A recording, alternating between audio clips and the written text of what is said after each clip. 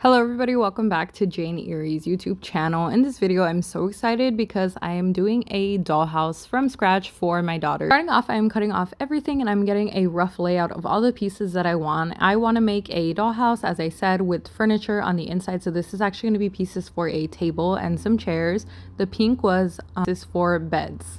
The first coat of everything and then I'm setting it aside to dry, and from there I'm taking even more cardboard, and this is what's going to be for the walls of the house. I'm not sure exactly how I want everything 100% yet. I'm kind of just designing it as I go along. I do have a vision in my head, and like I said, the pink was for bed. I'm starting off, yes, I used a Pepsi can to make this. I'm upcycling this 100%, and I think it's a pretty good idea to use the stuff that I had and make something creative as well. As I said, this is going to be a table, so it's a round table, and then I'm doing 4 legs to stand it up. The bed is gonna have a headboard, which was kind of hard to put on, but I ended up doing it. And then I'm cutting little slivers of this yellow to make some chairs. I always loved like stuff like this growing up, and I love like doll houses and play sets and all that cool stuff, but obviously I did not have all that coin. So DIYing things was really cool, and now that I have my own daughters, I am making them DIY stuff as well. I feel like it's just more special sometimes to make them some homemade and from scratch, and to show the effort that I put in it. And for the bed, I am doing a watermelon and a strawberry theme for one of each.